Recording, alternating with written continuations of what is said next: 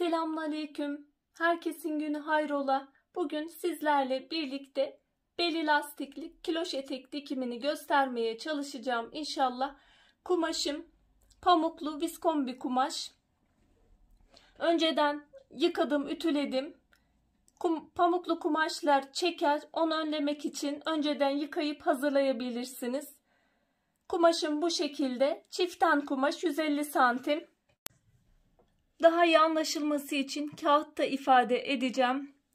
Yarım daire kiloş etek dikimini farklı şekillerde ölçü alabiliriz. Ben en pratik şekliyle anlatmaya çalışacağım. Beli lastikli yapacak isek basen ölçüsünü baz almamız gerekiyor. Belini fermuarlı yapacak isek bel ölçüsünü baz almamız gerekiyor.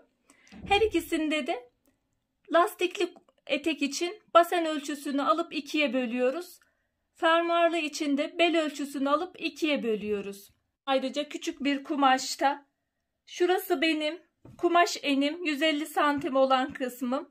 Şu kısım ise 2 metre 60 santim olan kısım. Şöyle iki kat şeklinde katlıyorum. Şurası kumaş katım. Şurası açık olan kısmım. Şu kısım. Basen ölçüsünü aldım. Normalde baseni 106 aldım. 2'ye bölünce 53 santim çıktı. Şurada şöyle yuvarlak bir şekilde 53'ü belirliyorum. Bu kısmı belirledim. Şurada kalan kısım ikisinde de şuradan şu şekilde yuvarlak bir şekilde çizimimi yapıyorum. Etek boyunu şöyle belirliyorum. Bu şekilde dönüyorum.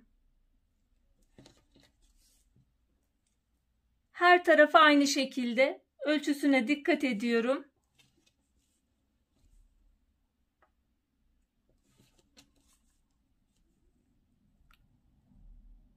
Etek boyunuzu kendi boyunuza göre ayarlayabilirsiniz.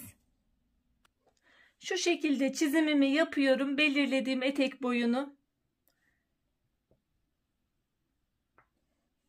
Burası da bel kısmımızdı zaten.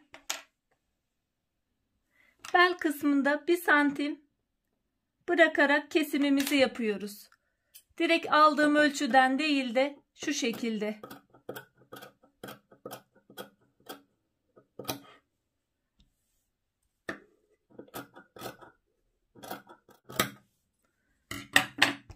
Kiloş eteğimizin kesimi hazır.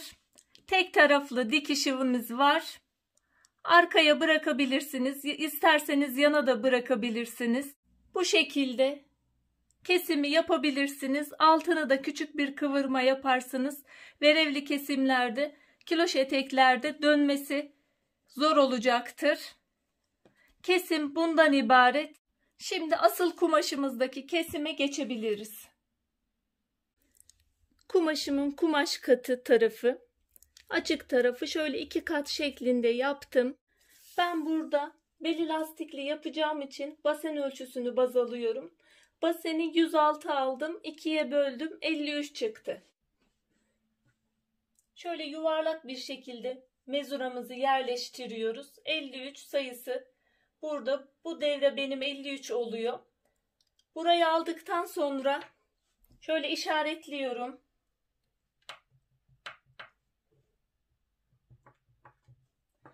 Şu yukarı doğru iki kısımda 32 geldi benim. Burasının da 32 olması gerekiyor. Şöyle hafif aşağı doğru kaydıracağım. 32 santim. Bu yukarı olan kısımlar eşit gelmesi gerekiyor.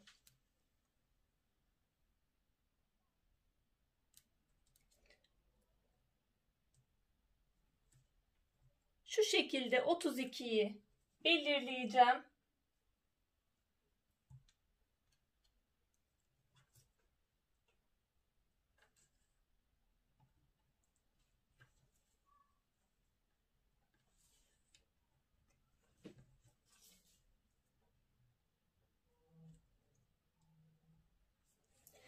Bu belirlediğim hatları çiziyorum.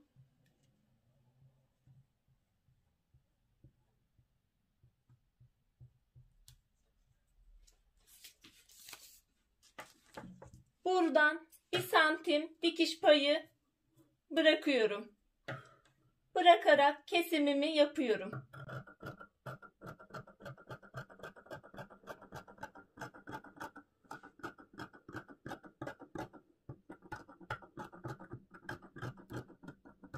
Bu kısmı alıyorum. Şimdi etek boyunu ayarlamamıza geldi.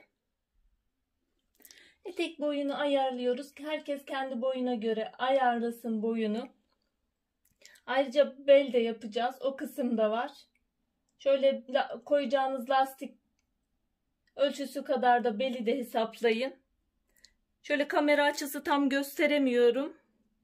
Ama şöyle ölçüyü alıyorum. Orta kısımda göstereceğim.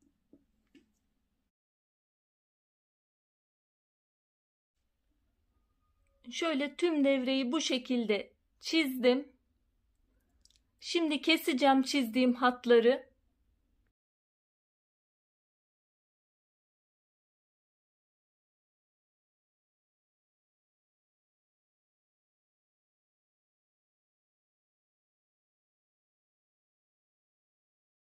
Daha kolay bir kesim isterseniz şu şekilde de katlayarak devam edebilirsiniz. İlk kesimim bitti zaten. Beli için kalan parçalardan kemer alacağım. Şu bölüm zaten tek dikişli olacak. Arka bölüme bırakacağım. Yana da bırakmak isterseniz bırakabilirsiniz. Arkada daha güzel olacaktır. Diğer kısım zaten kumaş katımız. Tek dikişli. Burasının dikişiyle başlayacağız. Zaten tek dikişli olacak. Şimdi bu dikişi makinede dikiyoruz.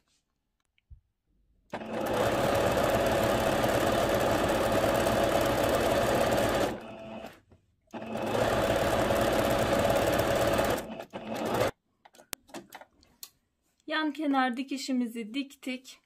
Şimdi bel kısmına geçeceğim. Bel için 14 santim genişliğinde bir kumaş ayırdım. Şöyle kemer bölümünü de ayarlamak için ne kadar bana gidecek. Enini zaten belirledim, 14 santim. Şöyle sağlamasını yapıyorum. Etek beliyle aldığım kemerin uzunluğunu belirleyeceğim.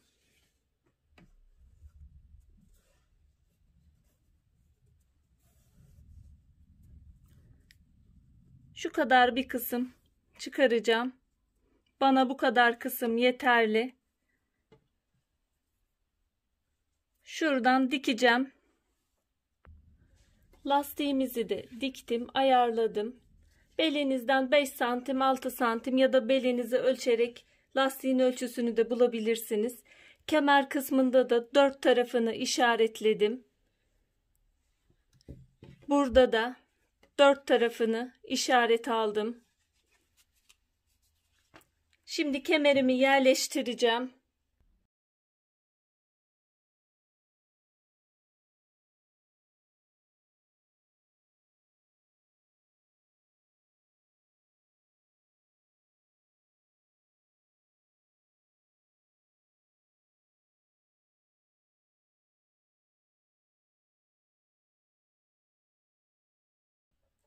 Kemerini hazırladım. Şimdi eteğin beline yerleştireceğiz. Etekte de kemerde de dört bir kenarını işaretlemiştim. Şöyle dikişli bölümleri dikişi dikişe denk getiriyorum.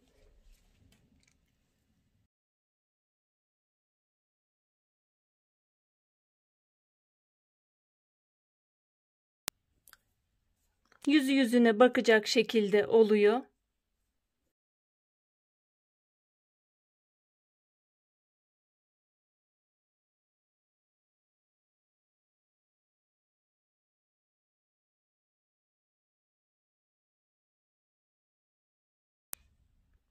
İğneledikten sonra şimdi belimizin dikişine geçebiliriz.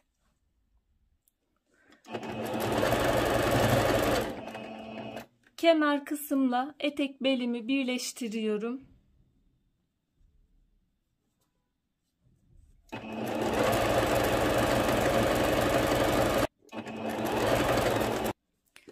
ilk kısmın birleştirme dikişini yaptıktan sonra temizleme dikişini de zikzak ayarımla yapıyorum.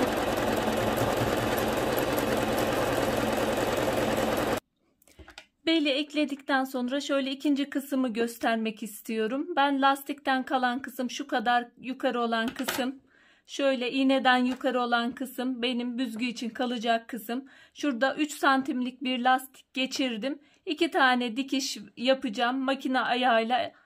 Bir alttan bir de üstten 2 dikiş gideceğim lastik bölümünden, şu bölümden. Diğer bir bölüm ise büzgü için kalacak olan bölüm. Lastiği daha geniş geçirirseniz eğer bu kısmı daha fazla almanız gerekiyor. Ben 3 santimlik lastik için 14 santimlik bir kumaş aldım. 2 katta 7 santim yapıyor. Şimdi dikebiliriz. Lastiğimizi her zamanki gibi çektirerek dikiyoruz.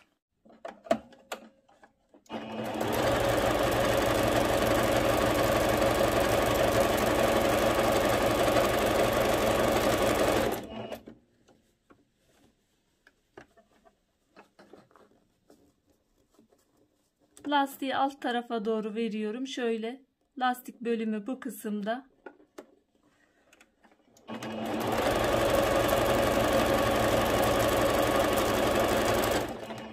İlk sırayı bu şekilde devam ediyorum. Şimdi ikinci kısmın dikişini gidiyorum. İlk dikişimi bir makine ayağıyla gittim. Şöyle kumaşım biraz desenli gözükmüyor. İlk dikişim bu kısımda. İkinci dikişim de lastiğin bitiminden makine ayağını yerleştiriyorum. Şu kısımdan da bir dikiş gideceğim. Şu iğneden yukarı olan kısım, şu kısım kalan büzgü kısmımız olacak. Böylelikle ikinci kısmı da dikiyorum.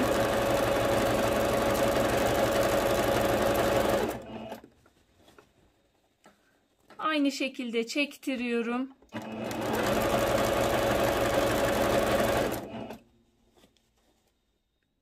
Böylelikle bel dikişimizi bitirmiş oluyoruz. Sadece etek ucu kıvırması kalıyor. Eteğimizin sadece alt kısmı kaldı. Bel kısmını da bitirdik. Biraz uğraştırsa da lastikli eteklerde bu beli düşünebilirsiniz. Çok güzel oluyor. Arkadan dikişli tek dikişimiz var. Verevine kesim yapıldığı için kiloş eteklerde bir gün askıda bekletirseniz biraz sarkma olur. Sarkma payını hesaba katmış olursunuz. Alt kısmını ona göre kıvırırsınız. Hesaba kattıktan sonra bir gece askıda beklettikten sonra etek ucu kıvırmasına geçebiliriz. İsterseniz ovarlık çekip şöyle tek de katlayabilirsiniz. İsterseniz kıvırma ayağını takıp kıvırma ayağıyla da kıvırabilirsiniz. Kıvırma ayağını kullanım videom var kanalda. Onu oradan bakabilirsiniz arzu ederseniz. Ben şöyle küçük bir katlayacağım. Tekrar bir daha katlama yapacağım. Çok küçük bir şekilde.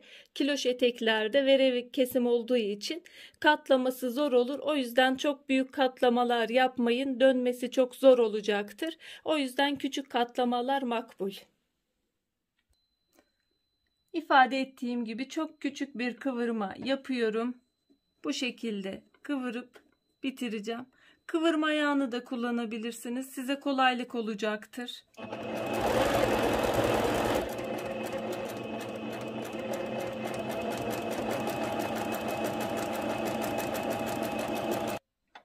Kıvırma işlemimiz bitti.